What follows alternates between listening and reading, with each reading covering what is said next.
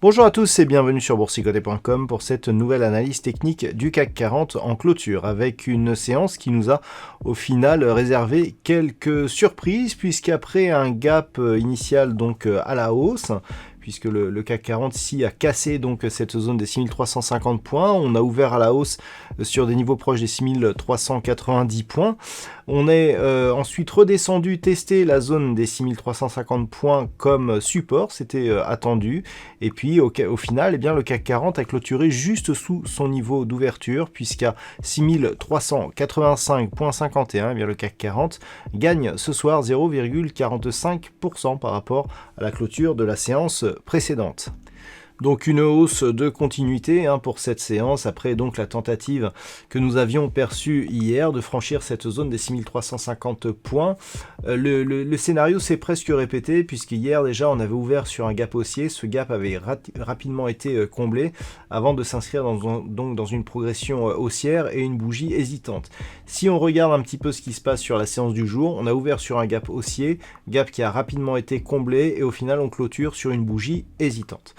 On a toutefois validé la zone des 6350 points comme support, puisqu'on voit qu'il est bien ici sur la partie inférieure de la mèche inférieure. Et donc, on va de l'avant ici et on va découvrir donc de nouveaux points hauts historiques, puisque si on réintègre les dividendes du CAC 40 sur toute son histoire, eh bien, on est sur des niveaux plus hauts jamais atteints. Le CAC 40 donc s'inscrit dans une poursuite de mouvement. Du point de vue des indicateurs techniques, eh bien, on matérialise bien ici cette hausse avec des histogrammes du MACD qui évoluent d'une manière positive et un RSI qui se rapproche de sa zone de surachat. Donc pour l'instant, il n'y a pas d'ombre au tableau, on a juste ici ces bougies hésitantes. Alors la séance a été assez spéciale puisque le NFP a été très décevant, bien en dessous des attentes, et en fait là où le marché aurait pu baisser, en fait les investisseurs américains en ont déduit que la Fed resterait accommodante donc comme il était prévu, et on a connu un desserrement des taux, et ce qui a libéré le marché et donc provoqué un gros mouvement haussier sur l'ensemble des indices américains et une baisse assez marquée du dollar. Donc on s'inscrit dans une poursuite de mouvement dans des fondamentaux qui sont susceptibles de faire poursuivre justement ce mouvement haussier. Avant d'aller plus loin, je vous propose une vue sur le marché en hebdomadaire pour remarquer que d'un point de vue hebdo, on reste ici sur une progression haussière avec donc une zone ici estimée 350 points qui a été résistance la semaine dernière, qui a été franchie cette semaine. On a ici un point bas proche du point bas précédent et on valide un nouveau plus haut. Donc clairement, on est dans une tendance de poursuite. C'est très rectiligne depuis quelques semaines. Au niveau des indicateurs techniques, eh bien, on repasse dans une évolution haussière. Les histogrammes du MACD sont dans la partie positive depuis le mois d'octobre de l'année dernière et donc ça se poursuit. Le RSI est en zone de surachat et continue à monter à l'intérieur même de cette zone, ce qui valide la poursuite là aussi du mouvement et ce qui souligne la pression haussière donc sur l'indice. Pas grand chose à dire, on a vraiment un signal de continuité.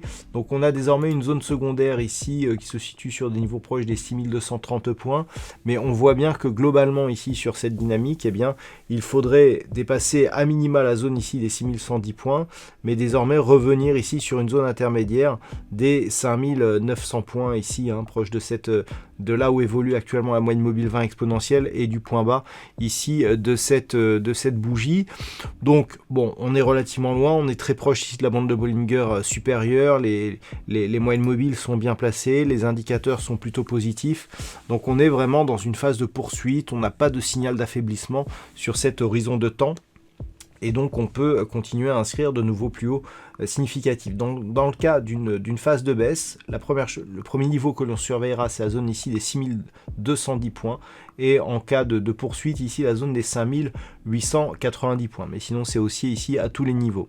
Alors, si on revient maintenant sur la vue daily, la configuration, elle est sensiblement identique, puisqu'on voit ici cette zone des 6350 points qui a été testée à plusieurs reprises en tant que résistance, qui est désormais support, donc c'est un signal plutôt positif, malgré ici des moyennes mobiles qui sont configurées en affaiblissement de dynamique, et bien on continue à marquer de nouveau plus haut.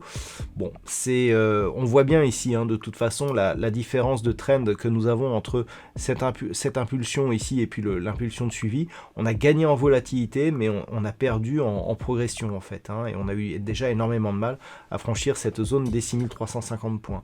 Donc la semaine prochaine, ce qu'il faut surveiller, c'est justement cette zone des 6350 points, celle qui a été support aujourd'hui. Si on a de nouveaux plus hauts significatifs, bien ça ira dans le sens d'une validation de la poursuite du mouvement, dont l'objectif reste, je le rappelle, la zone ici des 6421 points. Si les cours venaient à casser ici la zone des 6350 points, on aurait un premier signal d'affaiblissement, voire de potentiel retournement, mais ce n'est que sur rupture ici, la moyenne mobile 20 exponentielle, qu'il commencerait à y avoir des signaux potentiels de retournement, sachant que désormais, le premier point bas significatif qui pourrait donner cette alerte, c'est ce niveau ici que nous avons eu donc en début de semaine, proche des 6236 points, puisque l'on est au point bas à 6238,79. Donc rupture ici des moyennes mobiles, et si on casse ce point bas, ça sera un retour ici 6215, et donc potentiel retournement de la dynamique. Tant que l'on est au-dessus de ces niveaux, même si on a un retour ici vers les moyennes mobiles, ça restera globalement haussier, avec de nouveaux objectifs donc qui vont vers cette zone des 1000, avec comme objectif cette fameuse zone des 6421 points. Voilà donc ce que l'on peut dire sur cette configuration technique pour ce soir. D'un point de vue statistique, encore une fois, on a une configuration qui ne nous permet pas de dégager une étude statistique fiable.